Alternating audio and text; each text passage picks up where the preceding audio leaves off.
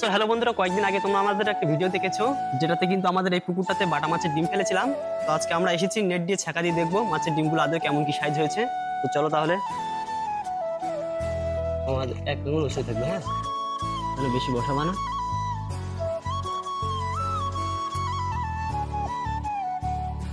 কাদা যেন না ওঠে, ঠিক আছে?